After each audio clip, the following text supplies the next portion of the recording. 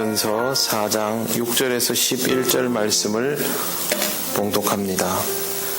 내가 이것으로 형제를 깨우치면 그리스도 예수의 좋은 일꾼이 되어 믿음의 말씀과 내가 따르는 좋은 교훈으로 양육을 받으리라.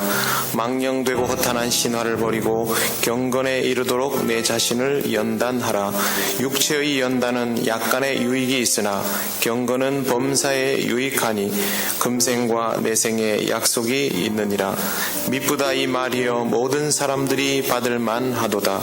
이를 위하여 우리가 수고하고 힘쓰는 것은 우리 소망을 살아계신 하나님께 두미니 곧 모든 사람 특히 믿는 자들의 구주시라. 너는 이것들을 명하고 가르치라. 아멘. 사람은 누구나 자신을 위하고자 하는 본성을 가지고 있습니다. 하지만 그렇다고 해서 모든 사람이 자신을 위하여 살아가지는 않습니다. 그것은 자신을 위하는 마음은 있어도 무엇이 자신을 위하는 것인지는 잘 모르기 때문입니다. 음주를 하는 사람, 흡연하는 사람, 과식하는 사람, 편식하는 사람, 폭식하는 사람, 분노가 있는 사람, 미움이 있는 사람, 걱정이 있는 사람, 근심이 있는 사람, 의심이 있는 사람, 이 모두가 자신을 위한 감정과 행동과 생각이지만 결국에는 스스로를 해롭게 하는 것이 됩니다. 타고난 것과 영향받고 자라난 것들로 인하여 스스로를 해롭게 하는 것이 생활화되어 있는 경우가 많습니다. 방어기제라고 스스로 생각할지도 모르겠습니다만 사실 이것은 손잡이 없는 칼과도 같습니다. 이 칼을 내가 잡는 순간 상대방을 해롭게 할 수 있지만 그러기 전에 먼저 자신의 손이 베어지는 것을 경험해야 합니다. 실제로 손잡이 없는 칼을 아무도 만들지 않습니다. 어리석은 짓이기 때문입니다. 하지만 우리의 마음은 쉽게 이 칼을 만들어서 다른 사람을 해하려고 합니다. 결국 그러기 전에 자신을 먼저 해롭게 합니다. 이런 모든 것들은 그리스도인이 되기 전에 예수를 만나기 전에 사용하던 것들입니다. 그리스도인은 이런 방식으로 살지 않습니다. 그리스도인은 새로운 존재이므로 이전 것은 보내고 새 피조물로서 새롭게 모든 것을 경험하고 누리는 사람이 되어야 합니다. 그렇다면 생활도 새로운 방식이 되어야 합니다. 자신을 해롭게 하는 것들로 채우는 것이 아니라 정말 자신을 이롭게 할 수 있는 것들로 삶을 채워야 합니다. 손잡이가 없는 칼이든 양날의 검이든 칼이라는 것 자체를 잡지 말아야 그리스도인의 삶이라 할 수 있습니다. 물론 그리스도인으로 사는 우리는 무엇이 이로운지를 잘 압니다만 그것을 생활화하는 데에는 시간과 노력이 필요합니다. 본성적인 것을 제외하고는 무엇이든지 익숙해지는 시간이 필요한 법입니다. 우리가 하나님의 형상이라서 익숙해지고 나면 매우 자연스러워지지만 그때까지는 부단히 노력할 필요가 있습니다. 오늘 말씀에서 우리가 익숙하게 보는 두 가지 표현이 있는데 육체의 연단과 경건이라는 단어입니다. 육체의 연단에서 연단은 굽나시아라고 합니다. 굽나시아를 행하는 곳을 굽나시온이라고 하는데 현대 유럽어는 영어, 독일어, 불어 상관없습니다. 이 단어를 김나시움이라는 단어로 사용합니다. 학교를 지칭하는 말입니다. 그런데 학교는 고대 굽나시온에서 했던 지적인 훈련의 측면은 반영을 하지만 그때 이루어졌던 신체 훈련, 즉 운동에 대해서는 반영하지 않습니다. 바울 시대의 그리스 젊은이들은 지식 탐구에 열중했을 뿐만 아니라 신체 단련에도 열중했습니다. 예전에는 없던 풍경들이 한 10년, 15년쯤 많이 생겼죠. 운동하러 다니는 사람들이 참 많지 않습니까? 여유가 없으면 못하는 게 운동입니다. 마음도 물질도 마찬가지인데 당시 그리스 로마는 가장 풍요롭고 번성한 시대였기 때문에 청년들이 그렇게 지식을 탐구하고 운동하는 일을 이곳에서 모여서 했습니다. 이걸 청년 클럽이라고 불렀습니다. 그리스의 지적 문화와 몸매 가꾸기 훈련을 받던 교육기관, 바로 굼나시온입니다. 바울은 이것을 쓸데없다라고 말하지 않습니다. 분명히 유익이 있다라고 말을 합니다. 운동하는 것 유익하다는 것이죠. 그런데 바울은 이 단어를 사용할 때 육체에는 연단이라고 붙이고 경건에는 이 단어를 붙이지 않습니다. 육체의 연단 그리고 경건, 그렇게 되어 있습니다. 왜 연단이라는 단어를 사용하지 않을까요? 경건은 그 자체가 연단이기 때문입니다. 여기에 나오는 경건이라는 단어는 유세베이안이라고 하는데 신약 성경에 15번 등장하는데 디모데전서에만 9번 나옵니다. 분량도 많지 않은 이 책에 9번이나 나온다면 이 단어는 사실상 디모데전서의 핵심 단어입니다. 이 단어를 중심으로 구성되어 있다고 해도 과언이 아닙니다.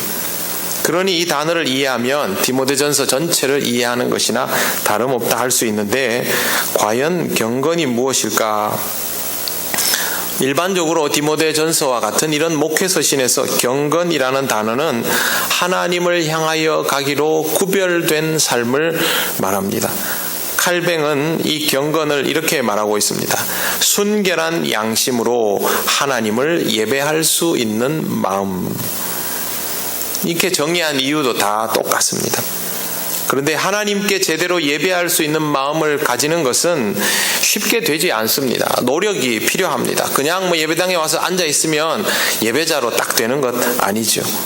이런 예배자의 마음을 가지는 것이 경건이 아니라 그런 예배자의 마음을 가지기 위하여 연단하는 것 자체가 경건입니다. 사실 우리는 어떤 경우에도 완전한 예배자일 수 없습니다. 하지만 경건을 위하여 한 걸음 한 걸음을 더 옮겨간다면 그것 자체로 하나님께 영광을 돌리는 충실한 예배자일 수 있습니다. 이를 위하여 현실적인 노력이 필요합니다. 거창한 구호가 아니라 실질적으로 무언가를 해야 합니다. 사람마다 조금씩 차이는 있지만 근본적인 것은 똑같습니다. 첫 번째는 꾸준히 하나님께 예배 드릴 수 있도록 조건을 유지하는 것입니다. 궁극적으로는 우리의 삶 자체가 예배가 되어야 하지만 그렇게 하기 전 단계로 주어진 예배를 먼저 제대로 드리는 삶이 되어야 합니다. 그러면 예배를 꾸준히 드릴 수 있게 되는 것이죠. 방학이 되면 아이들에게 있어서 일어나는 가장 큰 변화는 규칙적인 생활이 되지 않는다라는 것입니다. 시간표에 따라서 등교하고 수업받던 아이들이 시간을 활용하지 않기 시작하면서부터 늦게 자고 늦게 일어나는 게 반복되고 생활이 그 짧은 시간 안에 엉망이 되는 것을 봅니다. 결국 방학은 매우 비효율성 있는 시간으로 그렇게 되는 것이죠. 물론 이런 중에도 방학을 아주 효율적으로 사용하는 아이들이 있고 개학하고 나면 이 두 아이들의 사이에 격차는 벌어질 수밖에 없습니다. 어린 시절에는 그럴 수 있습니다. 그러나 어른이 되고 나서도 여전히 이런 식의 삶을 살아간다면 그 인생에 성장이나 성숙, 발전이라는 단어는 아마 존재하지 않을 것입니다. 그리스도인이 주일날 교회에 제 시간에 와서 예배 드릴 수 있도록 생활 시간표를 맞추는 것 기본 중에 기본입니다. 지각하지 않도록 하는 것 아주 중요합니다. 지각은요, 핑계거리가 정말 많지 않습니까? 지각은 하는 사람이 하지 않는 사람은 안 합니다. 그런데 지각은요, 핑계가 아니라 습관입니다. 생활 자체가 최적화되지 않아서 나오는 습관인 것이죠. 참된 예배자, 그럼 멀리 쳐다볼 거 없습니다. 1단계부터 해야 됩니다. 주일 오전 예배 시간에 제때 도착하는 것, 그리고 앉아서 차분하게 예배에 집중하는 것부터 하시기를 바랍니다. 이걸 하려면 한 주간의 삶에 필요한 것이 있습니다. 주일을 향하여 가는 한 주간이 되어야 합니다. 주일을 기다리는 한 주간이 되어야 합니다. 망령되고 허탄한 신화를 버려라는 말씀도 오늘 본문 중에 있는데 세상의 것들의 무게를 너무 실어놓고 나면 전환이 되지를 않습니다. 양으로는 세상에 있는 분량이 훨씬 많지만 그리스도인은 질적으로 하나님과 함께하는 시간이 훨씬 비중이 있어야 하지 않습니까? 이 이치를 깨닫는 사람만이 주일을 향하여 가고 주일을 기다릴 수 있습니다. 예배를 향하여 가고 예배를 기다릴 수 있는 것이죠. 끼니는 거르지 않고 목욕은 거르지 않으면서 운동은 빠지지 않으면서도 예배는 수시로 걸러버리면 여러분의 몸이 아무리 튼튼한 듯 보여도 시들어가는 영혼으로 인하여 오래 버티지 못합니다. 제일 먼저 뭐가 되냐면 신앙적인 꾸준함이 없게 됩니다. 주일 예배부터 또 다른 예배를 드리는 것부터 시간 지키는 것부터 먼저 하시기 바랍니다. 가장 기본적인 것을 하는 것이 연단의 출발점입니다. 두 번째, 하나님께 예배 드릴 때마다 그 순간 내가 할 수 있는 최상의 컨디션을 유지해야 합니다. 경건이 육체의 연단과 다른 것은 교회에 오는 것만으로 예배자의 모습이 이루어졌다고 볼 수 없어서 그렇습니다. 몸이 오는 것은 당연히 안정화되어야 할 일이지만 그렇게 교회에 왔을 때 집중해서 예배 드릴 수 있는 상태가 되어야 합니다. 이 역시 망령되고 허탄한 것들을 버리지 못하면 이런 상태에 이를 수가 없습니다.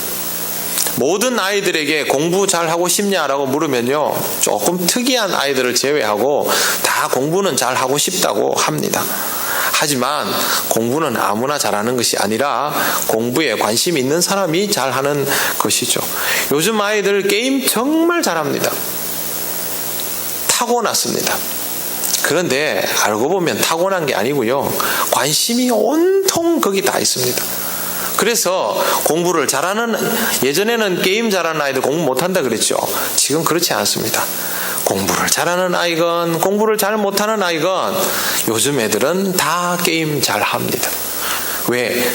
요즘 세대의 주 관심사가 게임이기 때문에 그렇습니다. 신앙생활도 다르지 않습니다.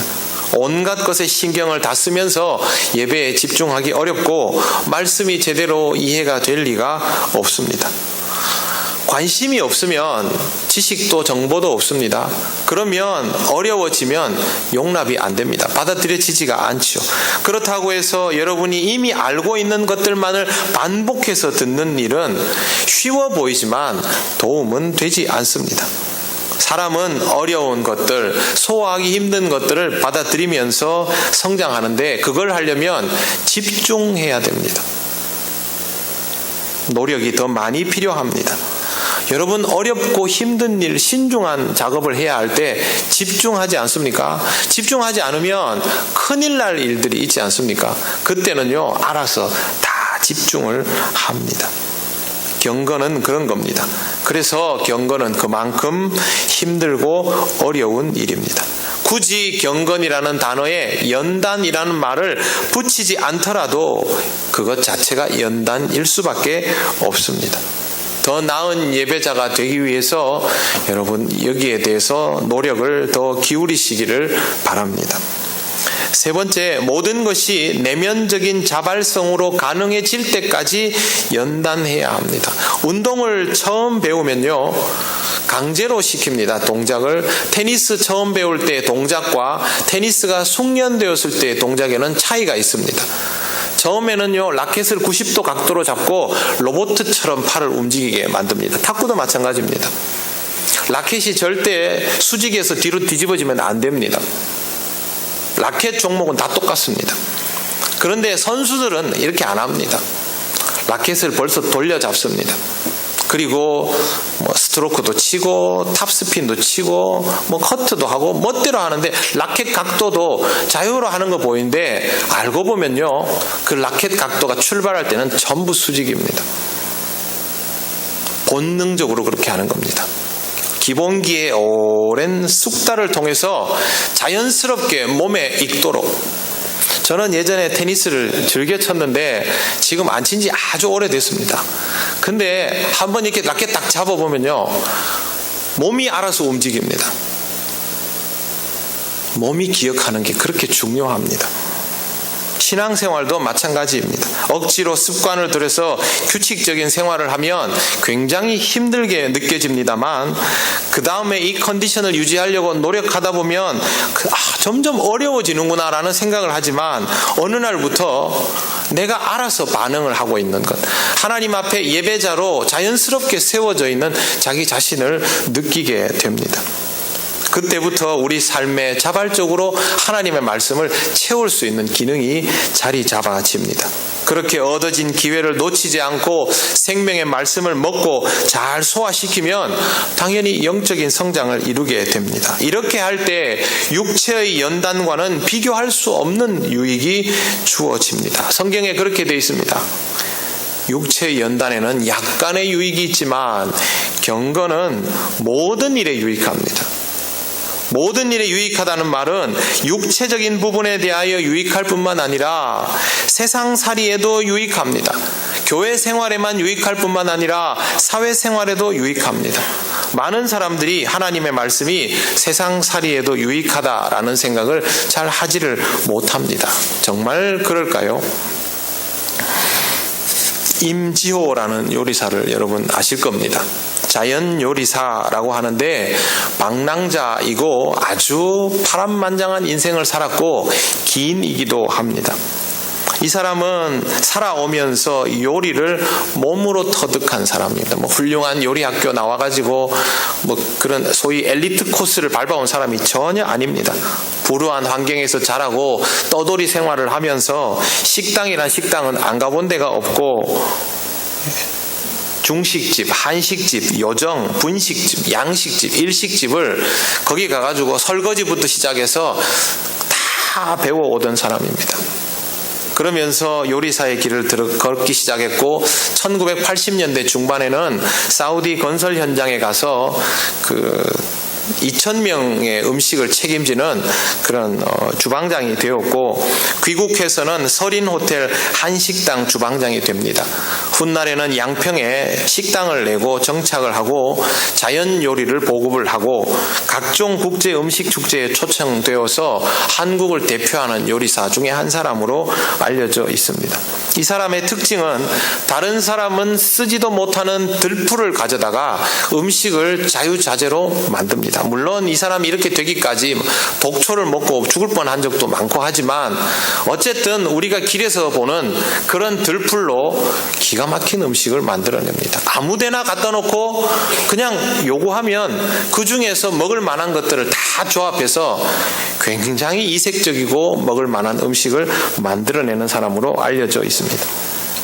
훌륭한 요리사들은 이런 공통점을 가지고 있습니다. 굳이 이 사람뿐만이 아니고 잘 알려진 요리사들은요, 갑작스럽게 남의 나라 식재료를 갖다 줘도 이 입에 딱 갖다 댄 맛만 보고 재료의 특징만 확인하면 만들어냅니다. 실제로 그 사람들의 머릿속에는 재료를 보는 순간 레시피가 나올 정도입니다. 건축가들도 그렇죠.